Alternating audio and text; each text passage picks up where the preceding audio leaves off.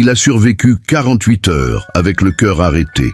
Et il est revenu pour le raconter, le moniteur cardiaque s'était tu depuis longtemps. Les médecins avaient cessé leur manœuvre. Et le silence de la salle n'était interrompu que par le souffle régulier du ventilateur. Officiellement, son cœur ne battait plus. Depuis déjà 2 jours, ce qui avait commencé comme une simple intervention médicale s'était transformé en cauchemar.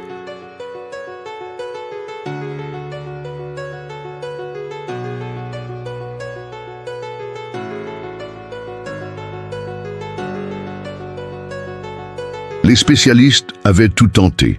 Décharges électriques, massage cardiaque, perfusion de médicaments puissants. Rien. Son corps était là, allongé, mais vide de vie. Pourtant, aucun signe de décomposition. Sa peau restait chaude, comme si quelque chose, au plus profond, refusait de lâcher prise. Les médecins n'avaient jamais vu ça. Et autour de son lit, certains commençaient à murmurer qu'il n'était pas vraiment parti. Les 48 heures suivantes furent une énigme.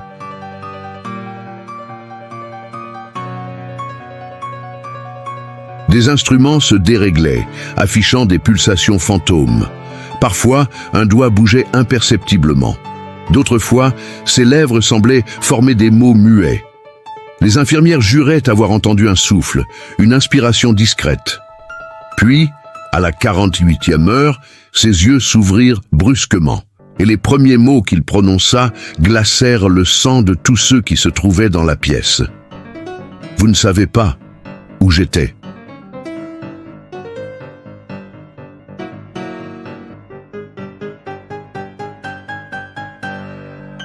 Pendant 2 jours entiers, son cœur n'a pas battu une seule fois.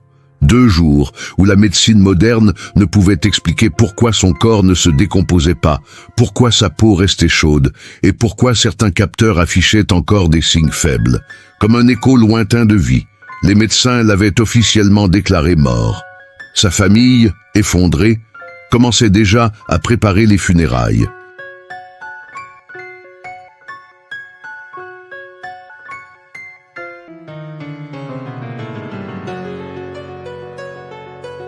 Mais au moment où tout semblait perdu, un événement impossible s'est produit. Ses yeux se sont ouverts et il a parlé. Ce qu'il a dit ce jour-là a glacé le sang de toute l'équipe médicale. Ce que vous allez entendre aujourd'hui est le récit complet de cette expérience qui défie la science. Une histoire où la frontière entre la vie et la mort devient floue et où chaque minute compte.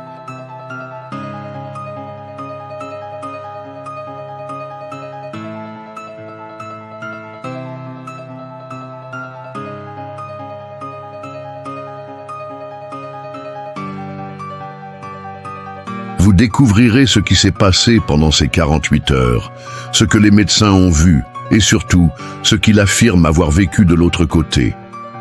Avant de commencer, assurez-vous de vous abonner à cette chaîne pour ne manquer aucune de nos histoires médicales les plus étranges et incroyables.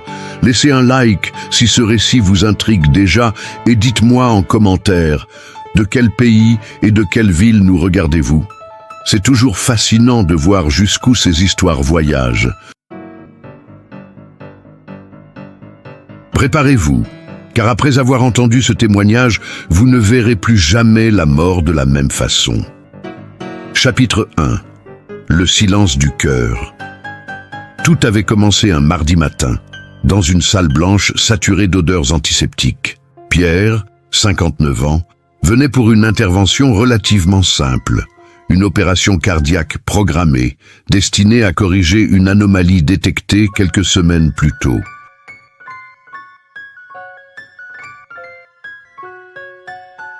Il était calme, presque confiant, plaisantant avec l'infirmière qui lui installait la perfusion. Personne ne savait que, quelques heures plus tard, son nom serait inscrit sur la liste des décès. Puis, effacé. L'anesthésie fit son effet rapidement. Les battements de son cœur apparaissaient en rythme régulier sur le moniteur, accompagnés du bip rassurant. Mais à peine l'incision entamée, un changement brutal se produisit. L'écran afficha une ligne plate.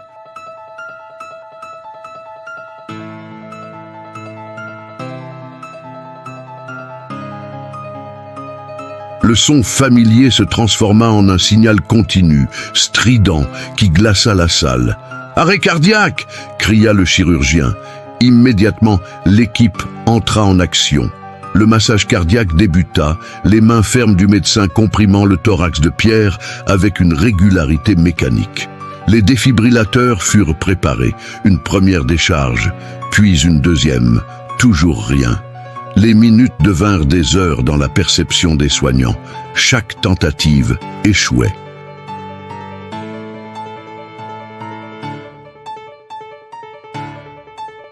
Médicaments injectés, adrénaline, choc répété. La tension dans la pièce était palpable, chaque geste plus urgent que le précédent. Mais la ligne sur l'écran restait obstinément droite. Après 40 minutes d'effort, le chirurgien échangea un regard lourd avec l'équipe. Selon tous les protocoles médicaux, il n'y avait plus rien à faire. Heure du décès, 10h47, annonça-t-il d'une voix basse. Les instruments furent retirés, les gants jetés dans les poubelles. Le corps de Pierre fut laissé allongé, immobile. Pourtant quelque chose troubla l'infirmière chargée de préparer le corps. Sa peau, elle n'était pas froide. Elle posa la main sur le bras de Pierre. Une chaleur discrète persistait, comme si la vie refusait de le quitter complètement. Elle haussa les épaules, se disant que c'était peut-être dû à la température de la salle. Les heures passèrent. Le corps fut déplacé dans une pièce annexe en attente des démarches administratives.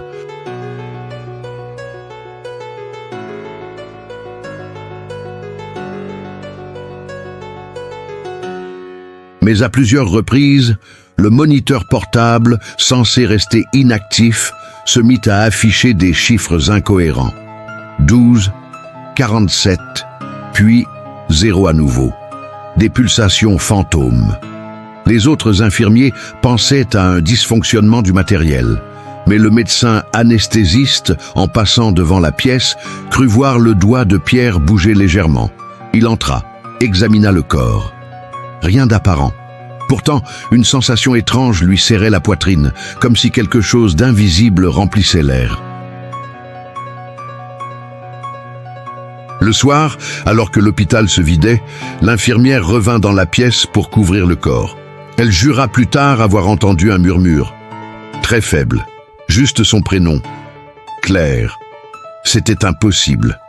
Elle était seule. Et Pierre était mort depuis plus de 10 heures. Cette nuit-là, aucun des membres de l'équipe ne dormit vraiment. Ils savaient qu'ils avaient été témoins de quelque chose d'anormal.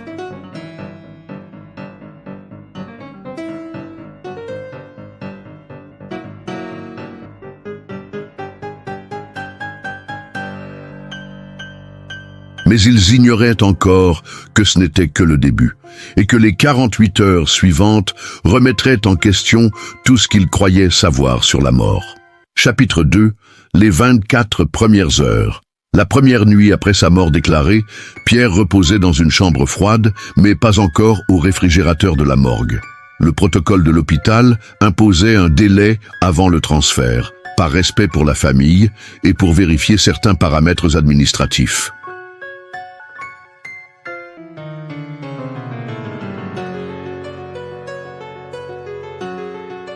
Personne ne s'attendait à ce que ce délai soit autre chose qu'une formalité.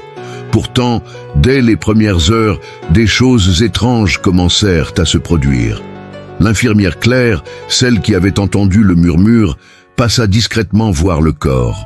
En entr'ouvrant la porte, elle fut frappée par l'atmosphère étrange de la pièce, un air lourd, presque électrique, comme avant un orage. Elle s'approcha, toucha la main de Pierre et sursauta. La peau n'était pas glaciale comme celle d'un cadavre.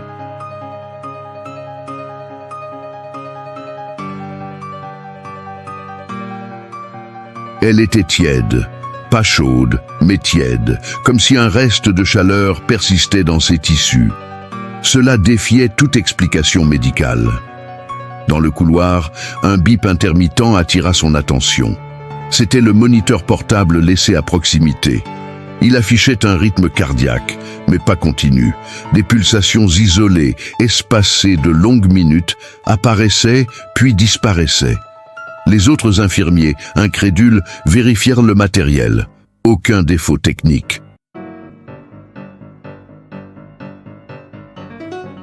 Vers 3 heures du matin, Claire nota quelque chose d'encore plus troublant. Les lèvres de Pierre semblaient légèrement humides, comme s'il avait bu de l'eau récemment. Impossible, bien sûr, mais l'image resta gravée dans son esprit. Le matin, un interne affecté au service de nuit déclara avoir vu un mouvement imperceptible. Les paupières de Pierre avaient tressailli.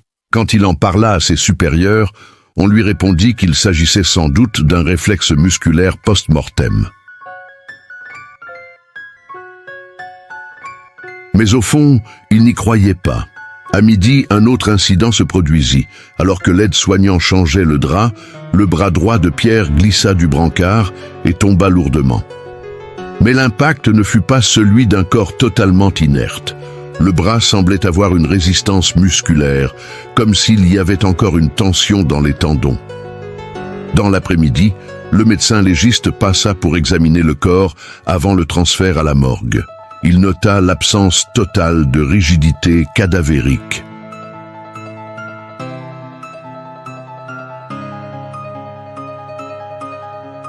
« C'est impossible », murmura-t-il, feuilletant rapidement ses notes. « À ce stade, la rigidité devrait être complète. » Les rumeurs commencèrent à circuler dans l'hôpital. Certains membres du personnel, intrigués ou effrayés, venaient discrètement jeter un coup d'œil à la chambre. Chaque fois, ils repartaient en silence, troublés par ce qu'ils avaient vu ou ressenti. Ce que personne ne savait encore, c'est que la seconde nuit serait bien pire.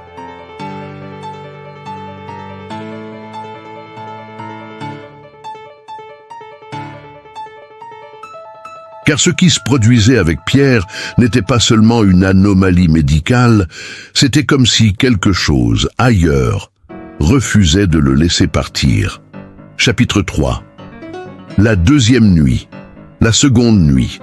La pluie battait contre les vitres de l'hôpital, comme un tambourinage régulier accompagnant le silence des couloirs. Pierre, toujours allongé sur son brancard, semblait identique. Mais ceux qui passaient près de la chambre disaient sentir quelque chose de différent, comme une présence éveillée. Claire, incapable de trouver le sommeil chez elle, revint à l'hôpital sous prétexte de terminer un rapport.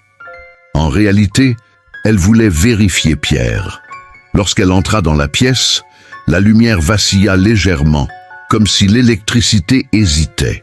Elle s'approcha du corps et remarqua immédiatement que sa poitrine se soulevait, très faiblement. Une inspiration presque imperceptible, espacée de longues minutes. Son cœur se mit à battre plus vite.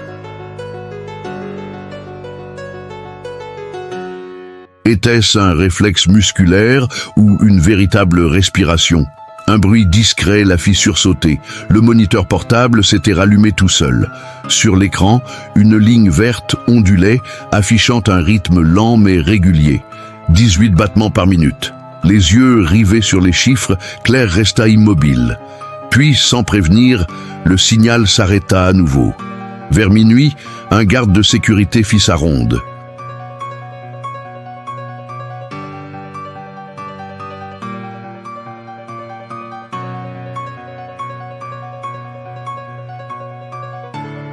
En passant devant la chambre, il crut voir Pierre bouger légèrement la tête comme pour suivre son déplacement. Figé, il observa pendant quelques secondes, mais la position du corps ne changea plus. Gêné, il préféra ne rien dire. Peu après 2 heures du matin, un phénomène plus inquiétant se produisit. Les bips du moniteur se mirent à s'accélérer soudainement, montant jusqu'à un rythme quasi normal, avant de redescendre.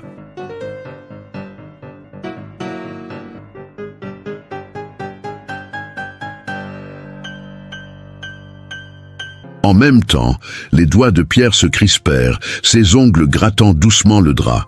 Claire, témoin de la scène, nota un détail glaçant. Ses lèvres semblaient bouger, formant des mots. Elle se pencha, tendit l'oreille et entendit distinctement « froid, noir ». Un frisson la parcourut de la nuque aux chevilles. Au petit matin, les médecins qui prirent le service refusèrent de croire à ce qu'on leur racontait. Pour eux, la mort clinique restait irréversible.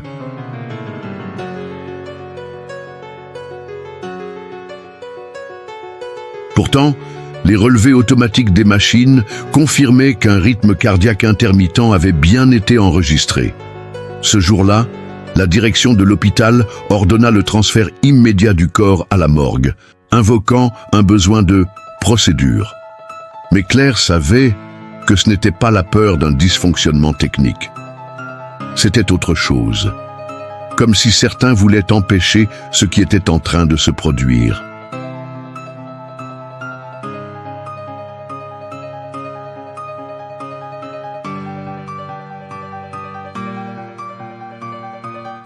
Ce qu'aucun d'eux n'imaginait, c'est que Pierre, derrière ses paupières closes, percevait tout. Chaque voix, chaque geste, chaque bruit autour de lui. Et que là où il se trouvait vraiment, il n'était pas seul. Chapitre 4. De l'autre côté. Pierre ne sentait plus son corps. Il ne savait pas depuis combien de temps il était dans cet état suspendu, mais il savait qu'il n'était pas mort. Pas complètement. Devant lui, il n'y avait ni lumière blanche, ni tunnel rassurant. Juste un espace infini, sombre, où le sol semblait liquide et l'air lourd comme du plomb. Ses pensées flottaient, désordonnées. Par moments, il percevait des éclats du monde réel, une voix lointaine, un bip de machine, un froissement de drap. Mais ces sons étaient étouffés, comme s'ils venaient de très très loin. Dans ce noir, des formes apparaissaient, pas humaines, mais vaguement familières. Des silhouettes fines, allongées, qui semblaient se mouvoir avec une lenteur dérangeante. Elles n'avaient pas de visage, mais Pierre sentait leur regard. Un regard qui fouillait dans ses souvenirs, ses peurs, ses pensées les plus intimes. Il essaya de parler, d'appeler à l'aide, mais sa voix ne produisit qu'un écho creux. Pourtant, les silhouettes réagirent.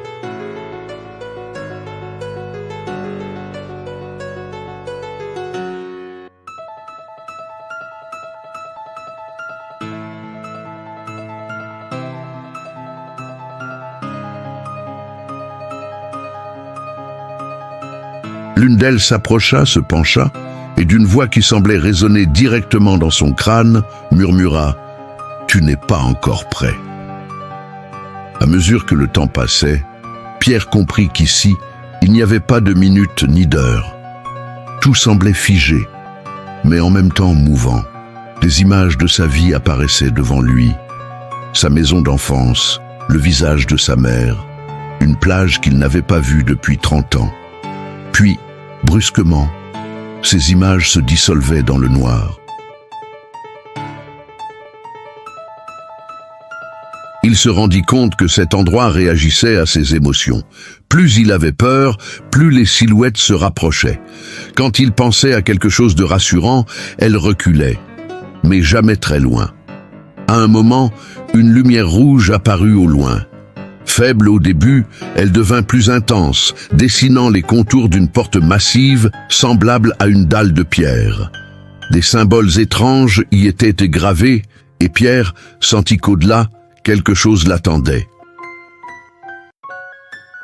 Il entendit alors un son différent, clair, précis, venant de très près. « Pierre !» C'était la voix de Claire, l'infirmière. Elle résonnait dans cet espace sombre, comme un fil tendu entre deux mondes. Il se dirigea vers la source, chaque pas semblant peser des tonnes. Mais à mesure qu'il avançait, les silhouettes se regroupaient autour de lui, formant un cercle serré. Elles ne le touchaient pas encore.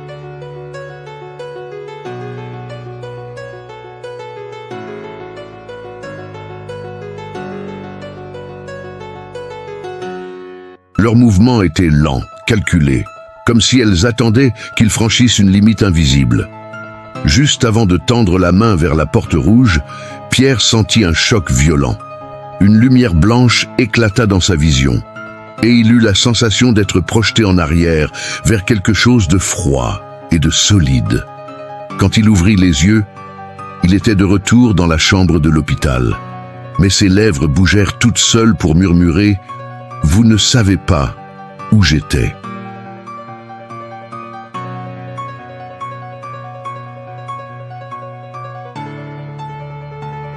Chapitre 5, le retour. Quand Pierre ouvrit les yeux, la pièce entière sembla se figer. Claire, penchée sur lui, écarquilla les siens, incapable de prononcer un mot. Le médecin de garde, alerté par les bips soudains du moniteur, se précipita dans la chambre. Le rythme cardiaque affichait désormais 78 battements par minute. Normal, vivant. Pierre inspira profondément, comme s'il venait de briser la surface d'une eau glaciale.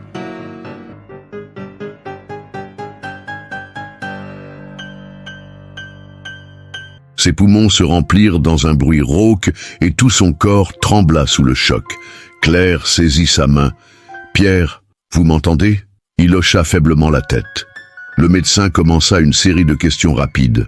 « Savez-vous où vous êtes? Savez-vous quelle année nous sommes ?» Pierre cligna des yeux, hésitant, puis murmura « L'hôpital, mais je ne suis pas sûr de l'année. » Sa voix était faible, presque brisée. L'équipe médicale, fascinée et terrifiée, observait chaque geste.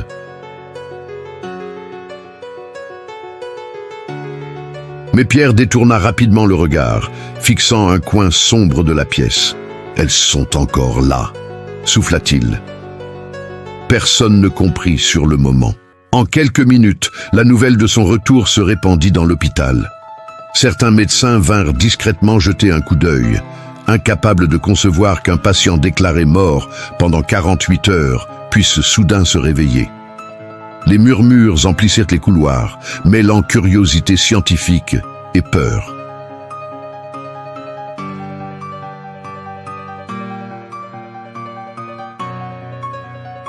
Pierre, lui, ne pensait qu'à une chose, la porte rouge. Il savait qu'il n'avait pas rêvé. Il se souvenait des silhouettes, de leurs mouvements lents, et surtout du sentiment que quelque chose l'attendait encore derrière cette porte. Les examens commencèrent immédiatement.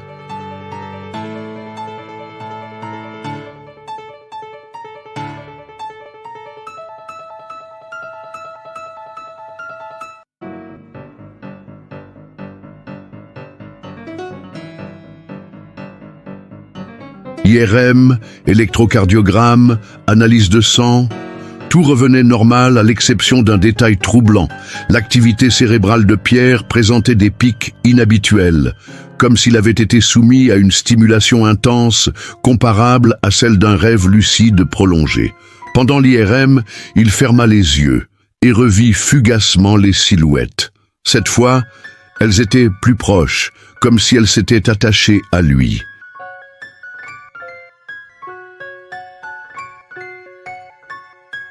Il sentit un frisson glacé descendre le long de sa colonne vertébrale et murmura « Vous ne me reprendrez pas ». Les moniteurs, jusque-là stables, commencèrent alors à afficher de légères irrégularités, des micropannes, comme si l'électricité hésitait. L'écran cardiaque se brouilla un instant, puis reprit son rythme. Les techniciens, perplexes, ne trouvèrent aucune anomalie technique. Allongé sur son lit, Pierre savait que ce n'était pas fini.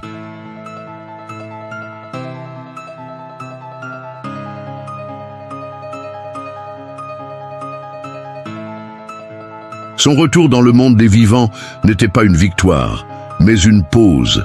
Il avait franchi un seuil que peu d'hommes atteignent, et il sentait, au plus profond de lui, que la porte rouge n'était pas fermée.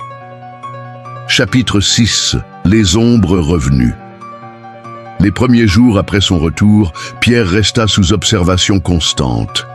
Les médecins cherchaient à comprendre l'impossible, mais lui savait déjà que la médecine ne trouverait pas toutes les réponses.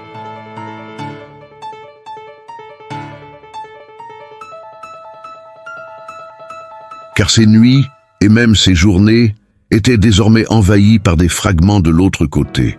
Au début, ce n'étaient que des ombres furtives.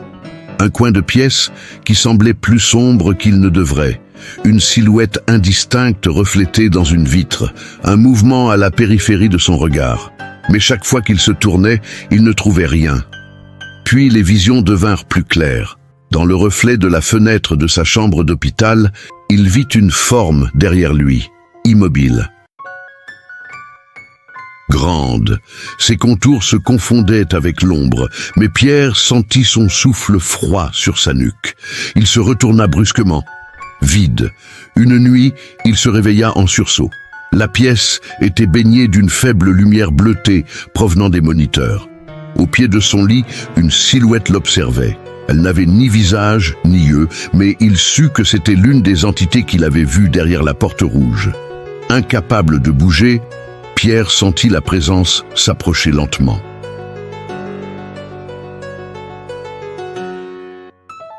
Elle s'arrêta à quelques centimètres de son visage et il entendit à nouveau cette voix interne, résonnant directement dans sa tête. « Tu m'as ouvert la voie. » Le lendemain, il tenta d'expliquer à Claire ce qu'il voyait. Elle écouta en silence, visiblement troublée.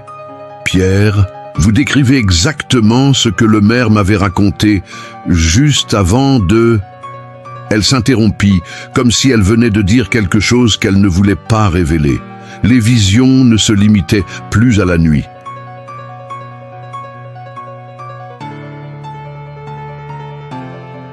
En plein examen médical, il vit l'un des chirurgiens se figer, ses yeux se noircirent complètement avant de cligner et redevenir normaux. Pierre n'osa rien dire, mais son cœur s'emballa, déclenchant une alarme sur le moniteur. De plus en plus souvent, il avait la sensation que ces entités n'étaient pas seulement autour de lui, mais en lui. Parfois, ses mains se crispaient toutes seules.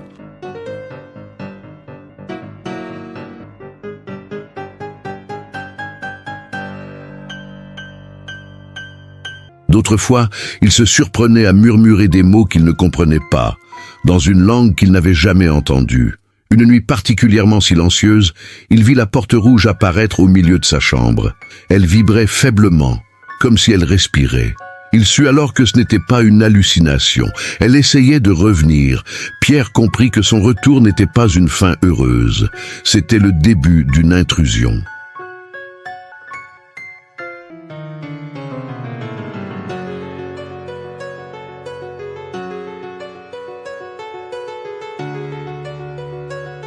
Et s'il ne trouvait pas comment refermer cette porte, ce qui l'avait suivi finirait par traverser complètement et rester. Chapitre 7. Les dossiers interdits. Dès qu'il retrouva assez de force pour marcher seul, Pierre prit une décision. Il devait comprendre. Les médecins l'observaient comme une curiosité médicale, mais aucun n'osait parler franchement. S'il voulait des réponses, il devait les chercher lui-même. Une nuit, profitant du changement d'équipe, il quitta discrètement sa chambre.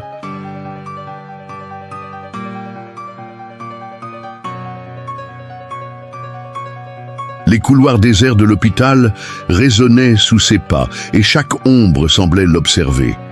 Il se dirigea vers l'aile administrative, où les archives papier étaient encore conservées. Derrière une porte métallique, il trouva des étagères chargées de dossiers poussiéreux. Les noms, écrits à la main, s'étendaient sur des décennies. Ses doigts tremblaient en feuilletant les boîtes à la recherche de son propre dossier. Lorsqu'il le trouva enfin, il remarqua un code inscrit en rouge, PR 48.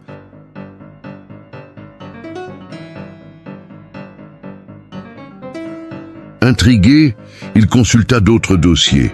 Plusieurs portaient le même code et tous concernaient des patients officiellement morts pendant 48 heures ou plus, puis revenus à la vie.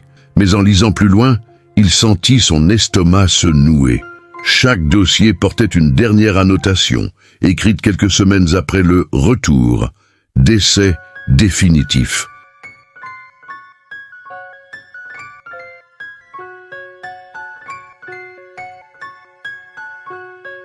Les causes variaient, arrêt cardiaque, accident, disparition inexpliquée, mais jamais aucun patient n'avait survécu plus de 40 jours après son retour. Plus troublant encore, tous décrivaient des symptômes identiques aux siens, vision de silhouette, rêve d'une porte, sensation de présence constante. Certains avaient même dessiné la porte rouge, identique à celle qu'il avait vue. En feuilletant, il trouva un dossier plus ancien, datant de 1973.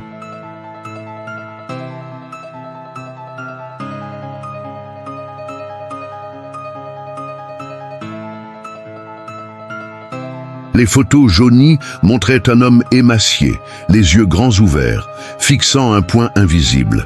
Les notes indiquaient qu'il parlait dans une langue inconnue et refusait de dormir, affirmant que « si je dors, ils passeront ». Un bruit sec retentit derrière lui. Pierre se retourna brusquement. Dans l'ombre du couloir, une silhouette se tenait immobile, les mêmes contours flous que dans ses visions.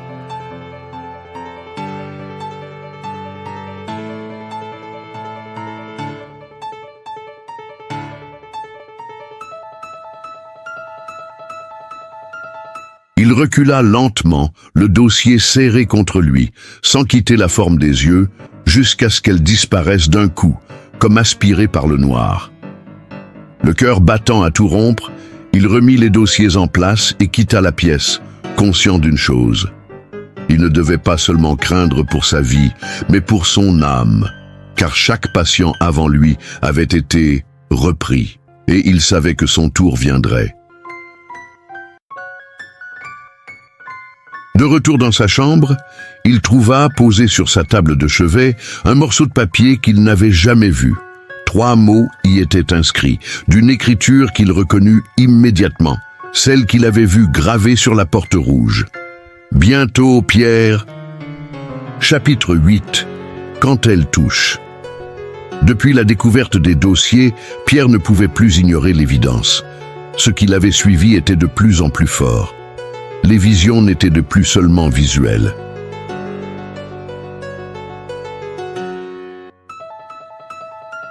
Il sentait désormais la présence physiquement, comme un souffle glacial derrière son oreille ou une main invisible pressée sur son épaule. La première attaque survint une nuit, alors que Claire prenait sa tension. Sans prévenir, le brassard se resserra brutalement, au point de lui couper la circulation. Claire tenta de l'enlever, mais le mécanisme semblait bloqué. Ce n'est qu'après qu'une ombre passa entre eux que la pression retomba.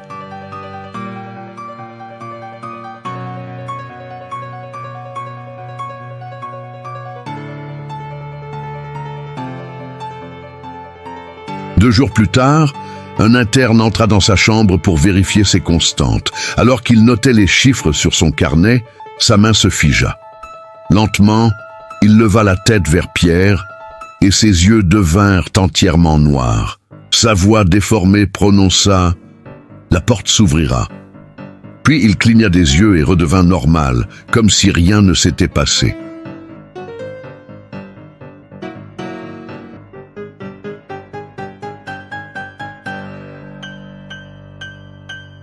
Pierre essaya de prévenir le médecin-chef, mais celui-ci, sceptique, lui répondit qu'il devait souffrir d'hallucinations post-traumatiques. Pourtant, cette même nuit, le médecin-chef fut retrouvé inconscient dans son bureau, ses doigts et ses lèvres tachées d'un liquide rouge sombre qui sentait le sucre brûlé. Les appareils autour de Pierre commençaient eux aussi à se comporter étrangement. Les moniteurs affichaient des symboles incompréhensibles au lieu des chiffres habituels.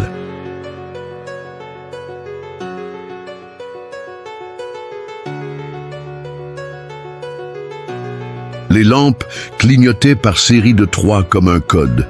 Même la ventilation semblait se caler sur un rythme, celui que Pierre avait entendu derrière la porte rouge. Claire, de plus en plus inquiète, passa le voir après son service. « Pierre, je crois que ce n'est pas que toi. Plusieurs patients du service disent voir quelque chose. » Son visage était pâle. Elle ajouta à voix basse. « Certains ont des marques, comme si on les avait touchés. »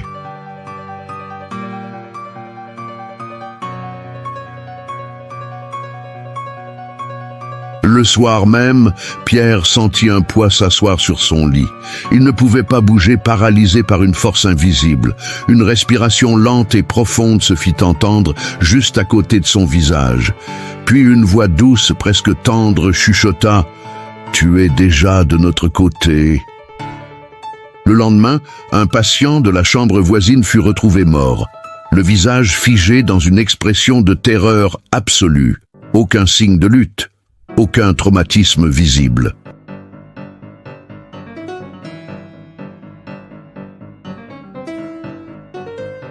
Mais ses mains étaient crispées autour d'un objet invisible, comme s'il avait tenté de repousser quelque chose. Pierre comprit alors que la présence ne se contentait plus de l'observer ou de le toucher. Elle agissait, elle se nourrissait peut-être de lui, mais aussi de ceux qui entraient dans son cercle. Et plus il restait dans cet hôpital, plus elle s'étendrait. Ce soir-là, il prit une décision. S'il voulait survivre, il devait trouver un moyen de fermer la porte rouge.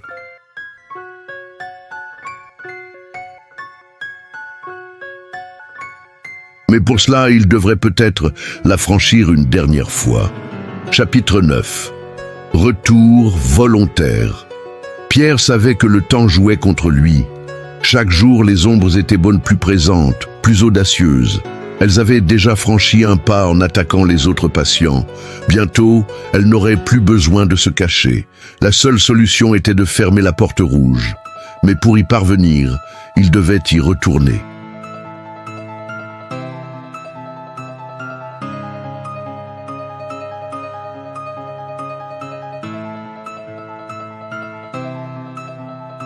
L'idée le terrifiait, mais il se souvenait aussi que la première fois, il n'avait pas eu le contrôle.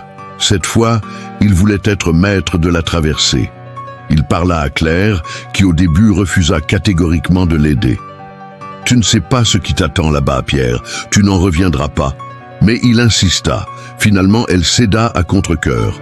Ensemble, ils préparèrent une pièce isolée, à l'écart des autres patients.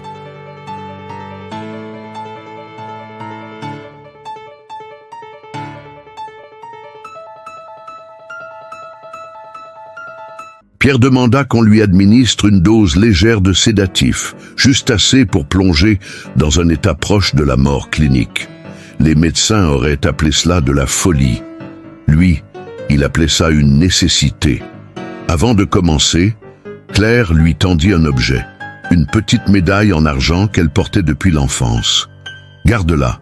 Si tu as encore un lien avec ici, peut-être que ça pourra t'aider à revenir. » Pierre la serra dans sa main comme une bouée de sauvetage. Les lumières furent tamisées, les appareils réglés pour surveiller ses signes vitaux. Pierre s'allongea, fixant le plafond, et sentit l'injection couler dans ses veines.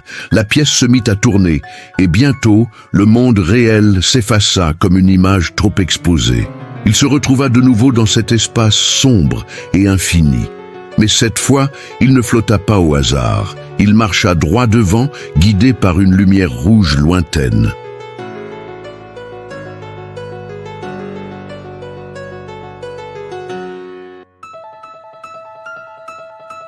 Les silhouettes étaient déjà là, l'entourant comme pour l'accueillir. Elles ne parlaient pas, mais il sentait leur impatience. Plus il avançait, plus la lumière devenait intense. La porte rouge se dressa enfin devant lui, massive, vibrante, gravée des mêmes symboles qu'il avait vus dans les dossiers de l'hôpital. Elle semblait respirer, comme si elle avait une vie propre. Pierre posa la main sur la surface froide.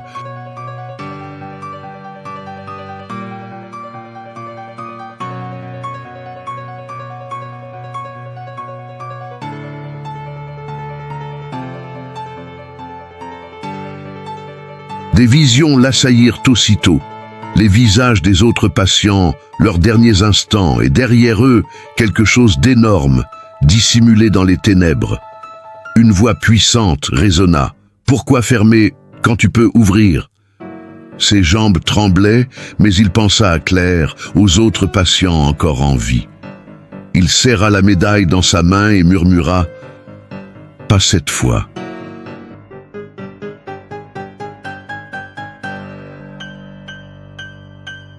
Puis, rassemblant toute sa force, il poussa la porte dans l'autre sens, contre la pression colossale qui tentait de l'ouvrir. Les silhouettes hurlèrent sans bouche, un son qui n'existait pas dans le monde des vivants. La lumière rouge se mit à vaciller, et Pierre sentit le sol s'effondrer sous lui. Tout devint noir, et il eut l'impression de tomber à l'infini. Chapitre 10. La dernière ouverture. Pierre ouvrit les yeux dans un sursaut.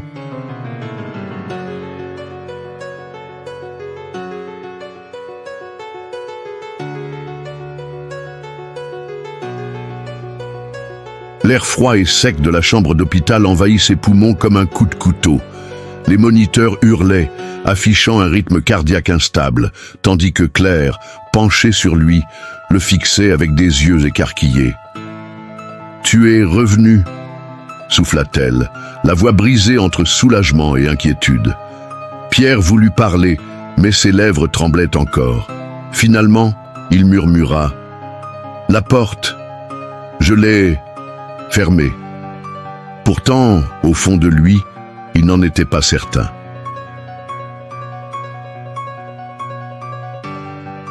Ses mains étaient glacées et il sentit encore la forme de la médaille argentée dans sa paume. Mais quand il la regarda, il vit qu'elle était ternie, comme si elle avait été brûlée de l'intérieur. Des symboles minuscules, semblables à ceux gravés sur la porte rouge, parsemaient désormais sa surface. Les médecins entrèrent en trombe, vérifiant ses constantes. Il semblait plus nerveux que rassuré. L'un d'eux nota à voix basse que son activité cérébrale montrait encore des pics anormaux.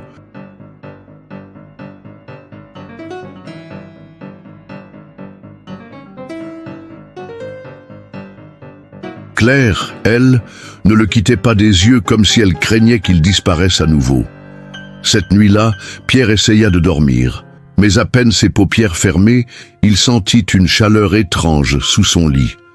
Il ouvrit les yeux, et l'ombre d'une main glissa lentement sur le drap, comme cherchant à remonter jusqu'à lui. Il se redressa d'un bond, alluma la lumière. Rien.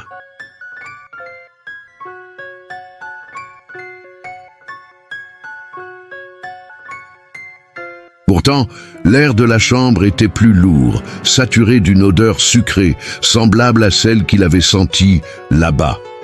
Le lendemain, alors qu'il se préparait à quitter l'hôpital, Claire lui remit une enveloppe. « C'était sur ta table de chevet ce matin. Je ne sais pas qui l'a laissée. » À l'intérieur, une seule feuille. 3 mots, écrits d'une main qu'il reconnut immédiatement. « À bientôt, Pierre. » Il sentit un froid glacial le traverser.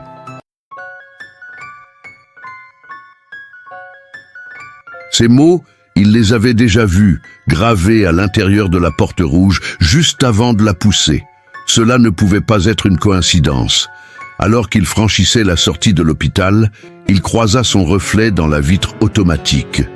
Pendant une fraction de seconde, ce n'était pas son visage qui le regardait, mais 2 yeux entièrement noirs, fixes comme ceux des silhouettes.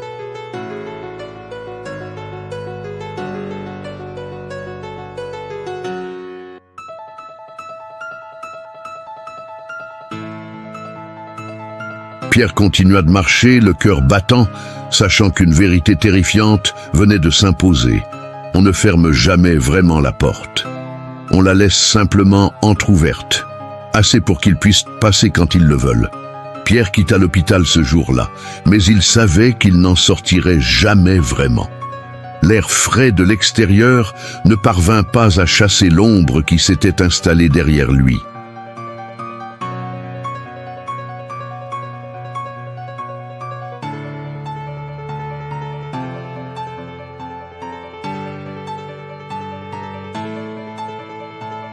Chaque reflet, chaque coin sombre semblait contenir un mouvement imperceptible, une promesse silencieuse.